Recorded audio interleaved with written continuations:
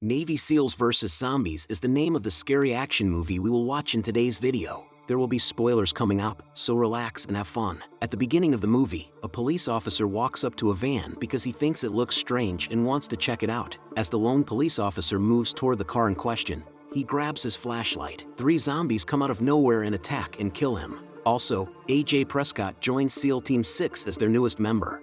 Carl, a petty officer first class, tells him it won't be easy because he's replacing a well-liked SEAL who died in battle near the Pakistan border after getting separated from the rest of the team. Carl gets upset when he thinks about how hard things were for him when the incident happened. AJ goes home to his wife, who is pregnant. When she asks him if his SEAL team is good enough to keep him safe, AJ tells her that the SEALs are the best. Amanda, a reporter in Louisiana's capital state, is upset that she has to cover the press conference that Vice President Bentley is holding. Dave, another reporter, tells her that this is what they do for a living and that they are expected to do it well. She says the vice president doesn't listen to her questions. After giving a short speech, the government official takes questions from the press. Amanda puts up her hand to speak. As she expected, the vice president didn't pay attention to her. Agents who are watching the building from the outside notice a strange person while the press conference is going on. One agent is sent to look into it, but the suspect can't be found anywhere. As soon as the press conference is over, Bentley and the rest of his team walk out of the building, just in time to see a zombie attack a woman. One Secret Service agent shoots and kills the zombie before bringing the vice president back inside for safety. While the Secret Service team works hard to keep the VP safe, zombies attack people outside the building. Then, when they get sick, they turn into zombies themselves. While AJ is with his wife, he gets a call telling him he needs to go to the base. There's nothing else said. He tells his wife he doesn't know what the mission is and doesn't know when he'll be back. Lieutenant Commander Scheer tells the SEALs what is going on in Baton Rouge right now. The vice president is in the state capitol, so they are reminded of that. They are also told that a distress call was sent out and that the FBI sent out its special hostage rescue team, but the team hasn't checked in with them to let them know what's going on. Lieutenant Commander Scheer tells them that their job is to get the vice president out of the state capitol building. The team is reminded that the job they have to do is huge. He then gives the last orders to Lieutenant Pete Cunningham. Pete tells the team where the vice president was last seen and what the official's code name is. Heavy weapons are not to be used, they are told. They can't talk to the Secret Service agents, so they don't know for sure if the vice president is still in the area. The SEALs then get ready and jump into Baton Rouge by parachute. As soon as the team lands, they start looking through the building, but it seems to be empty. In order to find the vice president, the team moves to a new place. The SEALs find VP Bentley, the reporters, and a few Secret Service agents. In the end, the vice president tells the SEALs that one of their own is hurt very badly. First-class petty officer, the team's doctor, Billy, takes care of the vice president and then checks on the handcuffed agent. He has now become sick. The new agent gets out of his chains and beats up both Pete and Billy.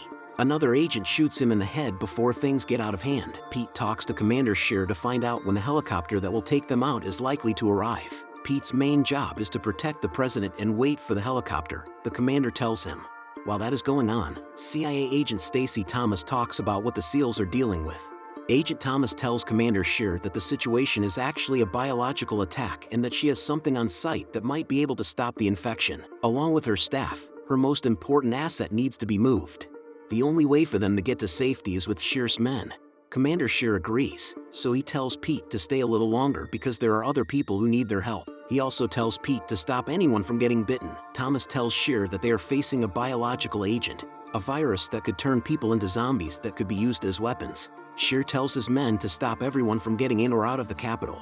This is the only way to keep the virus in check. Pete Cunningham tells the vice president that he and his staff will have to get ready to leave by going up to the roof. He also wants to know who has been bitten. Even though no one admits to being sick, Margaret, who works for Bentley, seems to be sick. She goes to the bathroom to wash the blood off her cuts. Outside of the building, AJ asks if he can shoot the zombies, who are still attacking people. Pete won't give it the go-ahead because doing so would hurt their position. A few seconds later, one zombie starts walking toward where Chief Petty Officer Travis is. He wants to know what to do, but it's too late for him to answer. He gets bit in the process. Billy is sent to help Travis, but the officer dies from the infection before Billy can get there. A member of the FBI rescue team turns into a zombie and starts to attack the vice president's staff. Pete grabs the infected agent by the back and shoots the zombie in the head. Pete gets word that the helicopter is getting closer.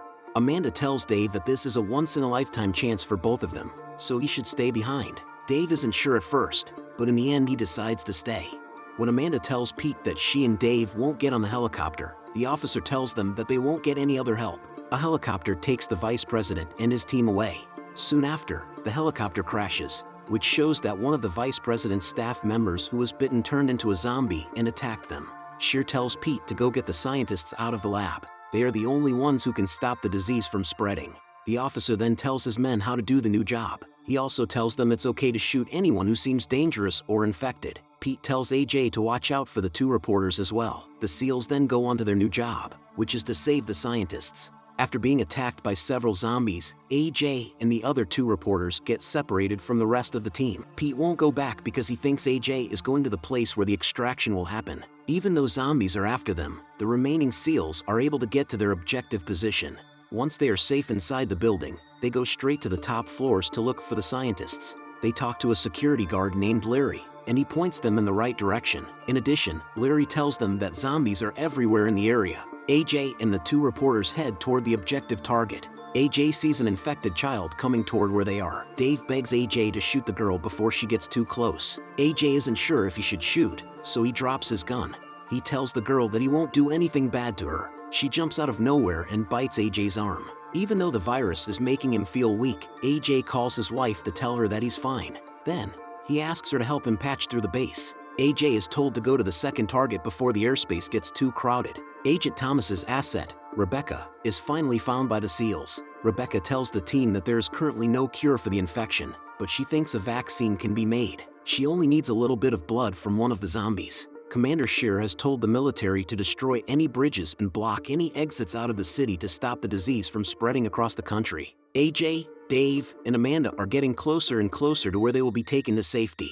Dave is killed by a zombie who comes out of nowhere and attacks him. In the meantime, one of the zombies lets the SEALs take a sample.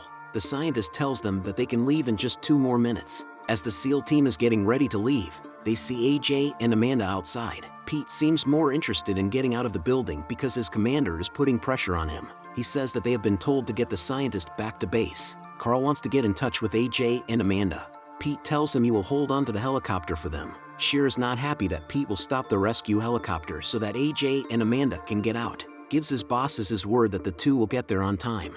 Amanda and AJ can get in touch with Carl. On their way to the pickup point, they are attacked by zombies, but Carl stays back and fights them off. He gives AJ and Amanda enough time to get to the landing zone and meet up with the rest of the SEAL team before he sacrifices himself.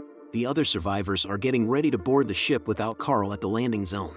Pete asks AJ to get on the helicopter, but AJ tells Pete that he is sick and will stay behind. Pete pulls out his gun and shoots some zombies that are running toward them.